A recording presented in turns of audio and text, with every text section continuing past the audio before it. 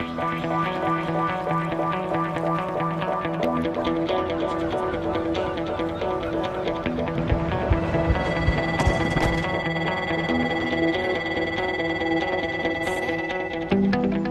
right, I'm Scott Butterworth here with Mike Mahardy to talk to you about Watch Dogs 2. Ubisoft has finally confirmed that it is a real thing, it is happening, it's coming out this year. They actually did a live stream just earlier today, but Mike, I know you just got back from Montreal where you actually got to see the game in person. Right, so they showed us all this stuff that they showed this morning. I didn't get to play any of it, but I did get to interview like the lead producer, the director, the lead designer, and the lead writer, and they were kind of shedding light on a lot of the different aspects that we saw in the trailers. The biggest changes, at least in my mind, is the fact that it's now set not in Chicago, but in the Bay Area, and that we have a new hero as well. So how much of the new world did you actually see? So they showed us the new main character, Marcus. He's a hacker, like an Oakland native, and his parents were activists, and he got pushed out from gentrification in San Francisco. Sees police brutality, sees, racial profiling, and kind of leads him to want to impact society in a meaningful way. And he's a gifted hacker, and then, you come over to San Francisco, and this game world is 2 times the size of the Chicago of the first Watch Dogs, according to the director of Watch Dogs 2.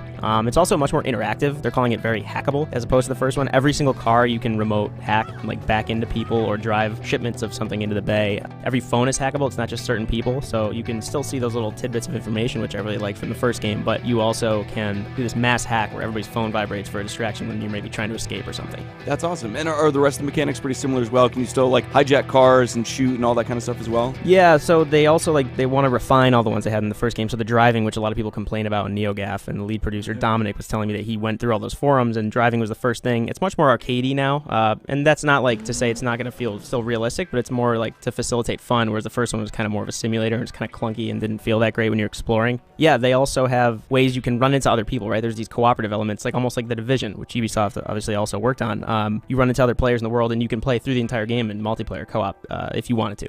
You both can explore the city or the cities, I guess, and you'll find DedSec logs. DedSec being the group that you're part of, they're anonymous. You're gaining, the metagame is you're gaining followers, and then the bigger you get, the bigger the challenges you're facing. You're actually kind of coming up against political and geographical kind of conflicts that have been plaguing the area, and you're actually taking on bigger things than just taking over an advertising space or graffiti and whatnot. Gotcha. So it's not so much the very personal revenge story of Aiden Pierce. It seems to be sort of a broader, sort of more focused on social injustice and things of that nature. Right, so that the vibe of it itself with Marcus feels different. He's more of a team player. He's also very self-made.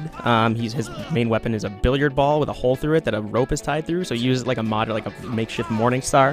He also has a quadcopter, a scout drone that can kind of see different areas of the city. He has a little remote control, jumper they're calling it. It's just a car that can navigate through them. Maybe you'll get upgrades to have explosives on it or something. Yeah, I guess there'd be some kind of progression system, because there was in the first game. Yeah, there's a full RPG progression system that'll keep you getting new skills and abilities. Again, I haven't played it. I don't know how any of this is going to be implemented, but it's all looking really promising, and I'm excited for it because the first game kind of had a lot of these cool ideas conceptually, but I didn't really think many of them came to fruition. And Chicago felt kind of lifeless, whereas they think, they're making a concerted effort to make the Bay Area feel alive and vibrant and kind of filled with people and things to do and reasons to explore. So the game comes out November 15th this year. There's no Assassin's Creed, as you mentioned, so this is their flagship title for the year. And it seems really likely we're going to see more of it next week at E3, given that, they're now officially talking about the game. Right, yeah, they're going to show off a demo and everything, they've told us.